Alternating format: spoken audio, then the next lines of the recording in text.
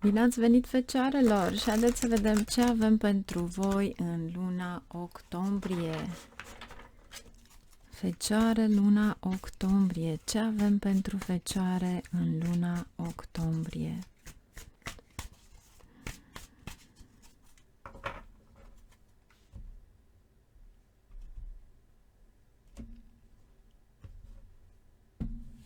Pentru fecioară în luna octombrie, prima carte, 10 de monede! Oh, fecioarelor! Cred că abia acum începe, într-adevăr, roata aceea să se învârtă și în favoarea voastră. Aș vedea mai bine zis ca pe... cred că majoritatea, deci în prima parte a acestei luni, deci în prima săptămână, să zicem, e un fel de timpul prosperității pentru voi. Este timpul în care va trebui să zicem, să reparați ceva ce aveți de-a face cu familia, pentru că aveți aici o familie, și tot ceea ce deține de familie și statutul social, dar și finanțele, cum puteți să mergeți mai departe, printre care mai aveți și prieteni. Deci vom vedea pe parcurs, dar fecioarele cu siguranță vor avea o îmbunătățire neașteptată a finanțelor. Și cred că ține foarte mult și de familie, ceva la care va veni ceva pe neașteptat. Am această... E ceva neașteptat. Regele de cupe. Păi asta mai lipsea. Vine și dragostea.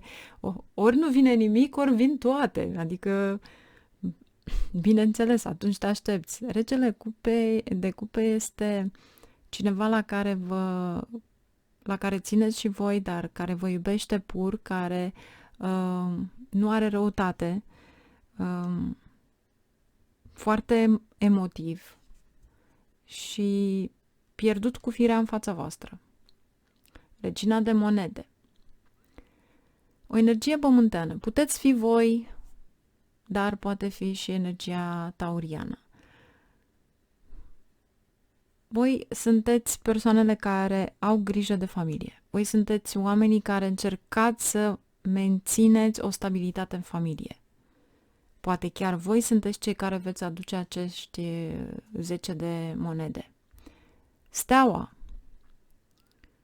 Speranța spre a merge mai departe, spre ceva la care doriți să investiți, să zicem. Ceva la care încercați din toate puterile să o faceți pentru totdeauna. Pentru că, vedeți voi, steaua aici, aveți 8 stele, dintre care a 8-a strălucește cel mai mult. Ceva la care se repetă, fie este semnul infinitului, fie este chiar semnul norocului. Deci, ceva la care vă dă o mare speranță, investiți în acel ceva pentru a ajunge la această bunăstare financiară. Împăratul. Cu alte cuvinte, fecioarele devin proprii șefi. Asta vrea să ne spun aici. Dețineți ceva. Noul acesta de spade pe care îl aveți în spate, deci l-ați dat la spate, a fost stresul care v-a provocat întotdeauna pentru ceva. În această imagine este foarte clar, deci aș vrea să-l vedeți mai îndeaproape. E un fel de, vedeți acolo pasărea aceea pe care o vedeți străpunsă, este imaginea de fapt a ceva la care poate fi un mesaj frumos, deci un stres la care voi vă gândiți neîncetat. E ceva la care pentru mulți dintre voi denotă ceva ca durere psihologică.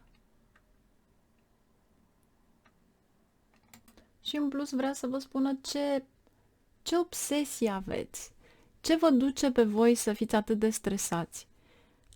Acest stres va pleca atunci când, într-adevăr, veți acționa prin energia voastră în ceea ce voi doriți ca să faceți. Dacă ați ajuns aici la rangul acesta de împărat, înseamnă că voi sunteți șefii voștri. Dacă este cineva care se implică în viața voastră, un berbec, atunci înseamnă că vă schimbă total viața. Dar eu vă văd pe voi aici ca persoane care dețineți acel loc de muncă, dețineți această energie de a transforma absolut totul. Și nu uitați că spadele sunt informația mentală, claritate mentală. Atunci când vă stresați, înseamnă că nu vă puneți ordine în ceva. E un fel de a repeta niște greșeli, de a avea obsesie spre ceva sau poate chiar vă simțiți vinovați în ceva.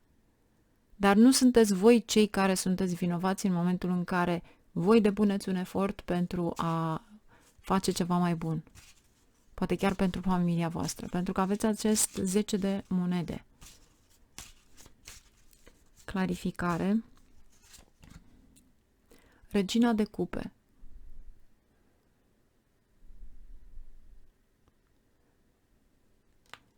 Zece de monede vine atunci când într-adevăr iubiți cu adevărat. Aveți regina de cupe și regele de cupe. Perechea ideală. Este ceva la care este nemai întâlnit. Aveți aceeași energie. Regele de cupe.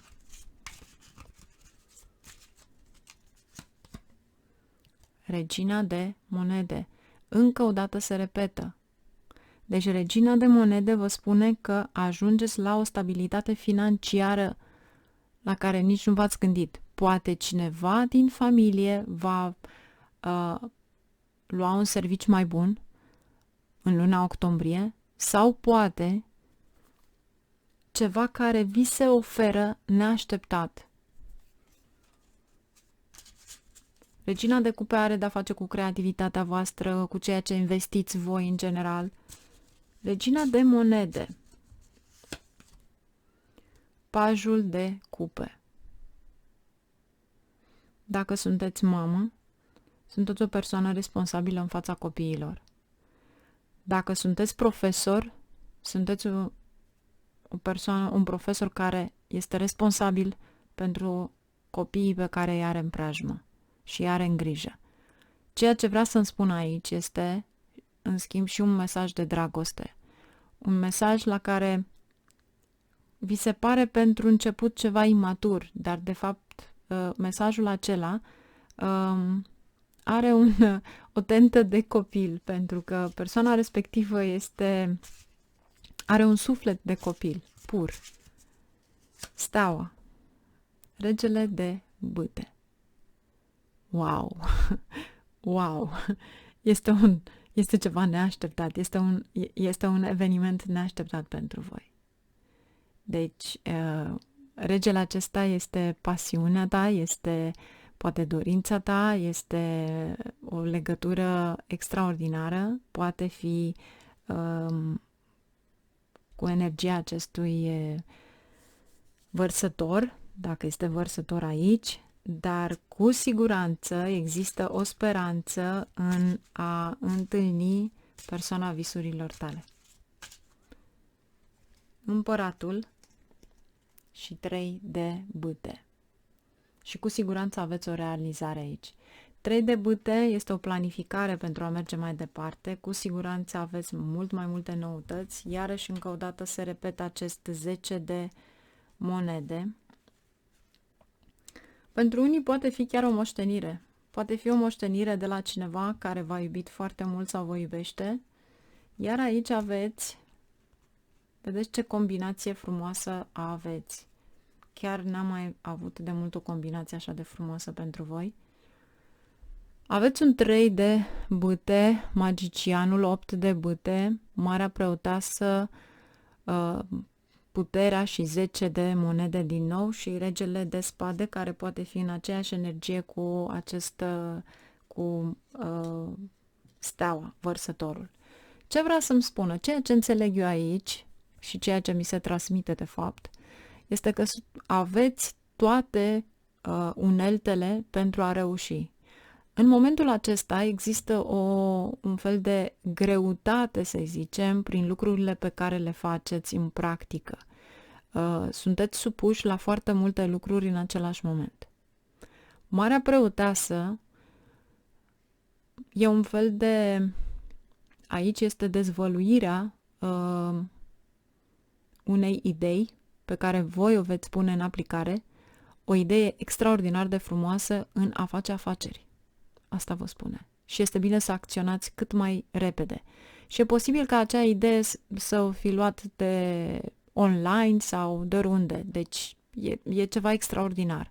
Magicianul îți arată o energie mercuriană. Nu uitați că este un Mercur retrograd în octombrie, dar nu uitați că acea energie mercuriană, de fapt, vă ajută să vă organizați, reorganizați, să recapitulați, să faceți absolut totul de la început pentru a fi foarte bine pus în practică. Ceea ce e posibil, ca magician și în tot ceea ce veți aici, este să scoateți bani din ceva în care voi investiți ca profesori.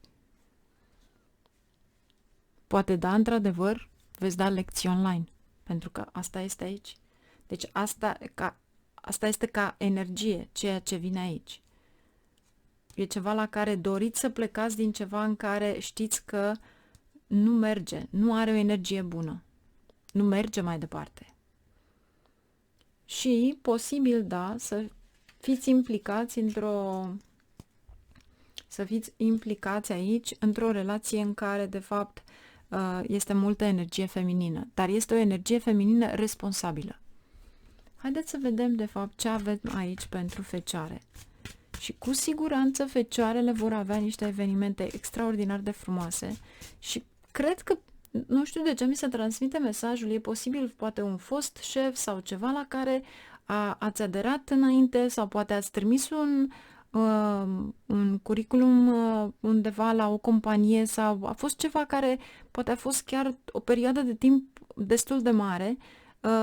Deodată vine o noutate la care vi se propune ceva, și este extraordinar pentru că e posibil să vină exact din pasiunea voastră de a trăi, din ceea ce voi într-adevăr doriți să faceți. Aici este o adunare întreagă de oameni maturi, organizație, e ceva la care voi luați chiar o decizie, dar este o decizie extraordinară. Haideți să vedem ce avem aici pentru voi, pentru fecioare.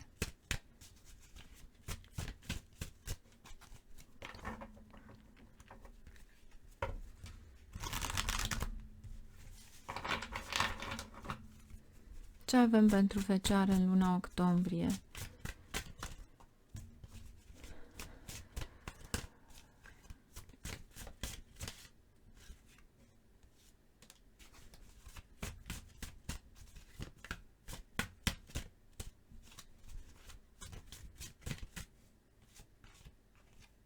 The Poke. Foarte frumoasă energie. Ups. Haideți să vedem ce avem aici. Prima. The Friends. Prietenii vă vor ajuta. Da, prietenii vă vor ajuta cu siguranță și aveți numărul 46, este numărul 1, un bun început. Sunt cei care e un fel de recunosc și ei că i-ați ajutat cu multe lucruri și vor propune ceva pentru a vă ajuta într-un fel sau altul de a vă propulsa. Deci prin ei voi sunteți deja propulsați. E un fel de a câștiga acele antene frumoase, să zicem, din ceea ce vreți să faceți voi. Este o energie extraordinar de frumoasă. Cred că este acea propulsare care vi se dă de la prieteni. Haideți să mergem mai departe. The Puck. Ce înseamnă? Atunci când vedeți că aveți de-a face cu niște situații dificile, încercați să vă faceți invizibil. Sau atunci când este vorba de a vorbi sau de a vă manifesta, este bine să vă adaptați în același mod cu ceilalți. De ce? Nu este cazul aici să ieșiți în evidență. Aici ce aveți? Onestitate, Grooming Doom și Fate and Seal Up. E foarte frumos.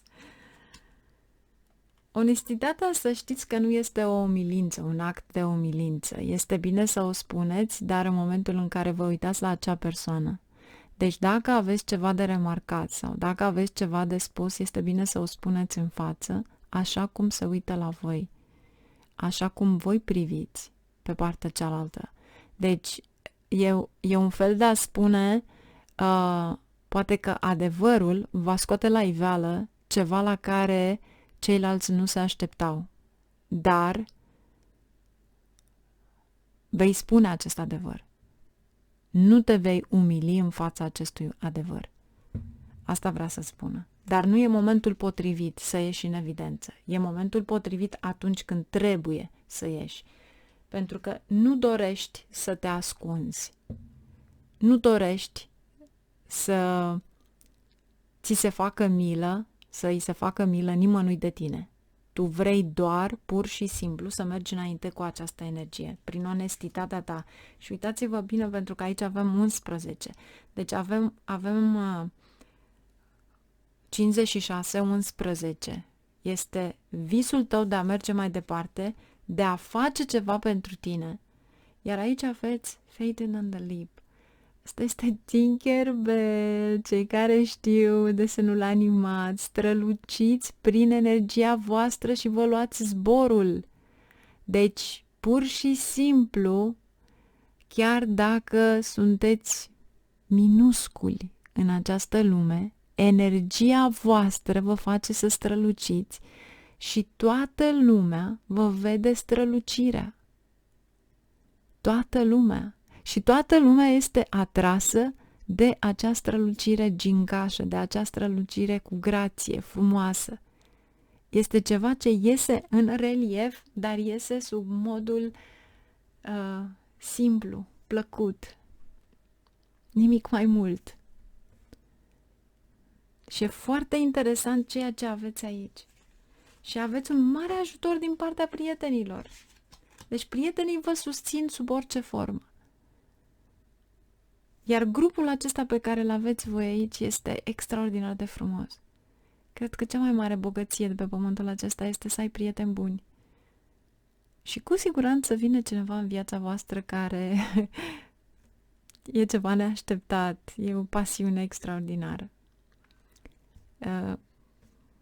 Regele acesta este cineva care poate să vă susțină, cineva de încredere, cineva care vă iubește cu multă pasiune și cred că veți avea cea mai mare surpriză din viața voastră aici.